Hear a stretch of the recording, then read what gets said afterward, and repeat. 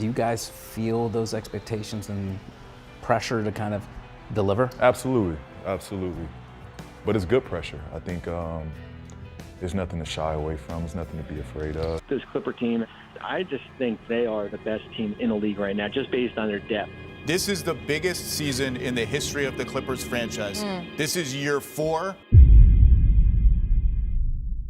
Coming into this NBA season, the Clippers were many people's favorites to top the Western Conference and possibly make a run to the NBA Finals. The prior season before, this same squad overachieved without its two best players in Kawhi and PG and were one game away from qualifying for the NBA playoffs. I mean, this team was adding back a healthy Kawhi Leonard and a healthy Paul George and adding in free agents to beef up their already solid second unit. As the season had progressed, we had not yet seen the major leap we expected to see from the Clippers in LA, and instead had more questions and answers about the future of the Clippers this season and for the long term. But since the new year, with more than 50% of the NBA season already completed nearing the All-Star break, the Clippers have climbed up the Western Conference standings, battling to secure a spot in the playoffs. Kawhi has looked stellar, especially in the previous month in January, and has looked like the claw we all remember him to be. Paul George is having a consistent year on both ends on the floor and is an all-star player this year, and the Clippers are gaining traction as a unit and have added in solid rotational pieces during the trade deadline as well. However, they have yet to create any separation between themselves in the Western Conference. Part of this is due to the West seeing improvement from a lot of teams that were expected to struggle this season, and the Clippers dealing with injuries earlier in the season as well that made it hard to build chemistry on the court. Kawhi began the season playing only 2 out of the first 15 games for LA, still rehabbing his ACL injury. Paul George had been in and out of the rotation due to a hamstring issue that kept him out of the lineup for some time in the beginning of the season. Due to the Clippers missing their 2 best offensive pieces in Kawhi Leonard and Paul George, offensively, the Clippers were one of the worst teams in the association, especially in the half court and producing good looks for their entire unit. Before January, they were 28th in offensive rating, 25th in assists per game, 26th in second chance points, were 28th in points per game. The offense was just stale without an explosive offensive talent, and the key to making the Clippers offense flow is the three-point shooting they have that stretches the floor by pulling the defense away from those shooters with Kawhi and PG on the court. Without those two guys, the Clippers were a poor team driving to the basket with their lack of rim pressure and relied on jump shooting for the majority of their offense. They were not one of the best jump shooting teams in the league while being 5th in pull-up jump shots attempted. Having great shooters is great, but if you're not able to capitalize on creating good shots, you're not getting the most out of your strength on offense. Now, it's not all the way bad in LA, because the Clippers in the month of January had flipped the switch and had their offense looking much better, due to Kawhi Leonard entering back into the lineup. Kawhi has been averaging 29, 4, and 6 since his consistent return to the rotation back in January, and though he missed time during the first portion of the season, Kawhi has been everything you need from your superstar to lead this team in LA. To be fair, folks question if Kawhi could return to the same level he was back in 2021, and it's great to see that Kawhi has been able to keep up his performance while returning from injury and helping the Clippers stay afloat. Part of LA's success is their defense. Clippers are also one of the best defensive teams this year, 10th in defensive rating and are top 5 in the league in opponents' points per game and field goal percentage. If there's one thing that I know, defense wins championships. And I know I sound cliche, but it's good to see that the Clippers didn't let their offensive woes linger into their defense. The Clippers have a lot of two-way defenders on their team that allow them to slow down the offensive talent on the perimeter against most teams in the NBA. It also helps that this has been done without PG and Kawhi, who are excellent two-way players and are now back in the rotation, which can bolster their defense. And the player additions added during the trade deadline all look to be very solid pickups that each provide a strength to the Clippers' needs on the floor. Eric Gordon, acquired from the Houston Rockets, is a perfect second unit guard who can space the floor with his outside shooting and his ability to drive to the basket and create his own shot, and is a good defender on the perimeter as well. Gordon was a huge piece during the James Harden Rockets era that nearly made it to the finals in 2018, and he also won a 6th Man of the Year award in 2017.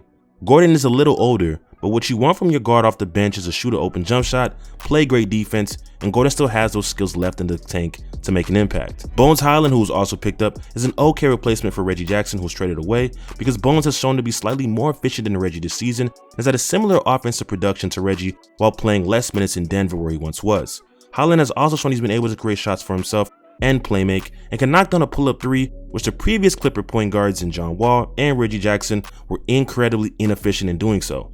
Bones, also being on his rookie deal, outshining his expectations entering the league, and playing alongside Nikola Jokic, gives a lot of promise of what he can develop into in LA. And lastly, the addition of Mason Plumlee is a nice pickup because of his unique ability at the big man position to pass, rebound, and score close to the rim as well at his size. A valuable big man to run with the second unit in LA. But even with the stats, the numbers, and even the new additions, it truly doesn't visualize the pressure the Clippers have over them in bringing a championship to LA. When Kawhi and PG were brought in the summer of 2019, the goal was literally championships, championships, championships. Heck, a few months before that, Kawhi was regarded as the best player in the league, coming after winning the 2019 NBA championship and winning Finals MVP. And Paul George that season was a first-team All-NBA member who finished top 3 in MVP voting and was top 3 in Defensive Player of the Year voting as well. I mean, we were getting commercials like this. One more time.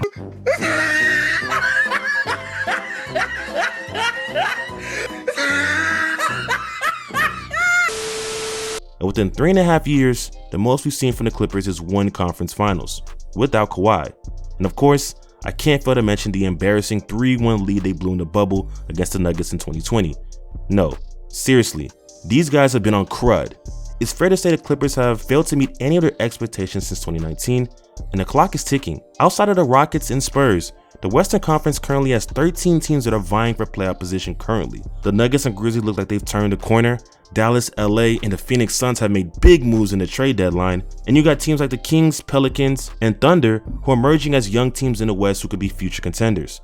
The pressure is on for the Clippers, and the mountain of issues they faced over the past 2 seasons aren't going to help the future of this franchise. And speaking of future, if the Clippers don't reach their goal of winning an NBA championship soon, the future of Clipper basketball will look very bleak. Remember, to acquire Kawhi Leonard and Paul George back in 2019 meant Steve Ballmer, the Clippers owner, had to give up a lot to bring that star duo to LA. And I mean a lot. For Paul George and the commitment of Kawhi Leonard to come to LA, the Clippers traded in total 4 unprotected first-round picks, 2 first-round pick swaps, 1 lottery-protected first-round pick, Danilo Gallinari, and SGA. To be fair, Paul George was coming off a career year in 2019 and was a surefire top 10 player in the NBA. But as it stands right now, he's yet to get back to that same level of production he once was at.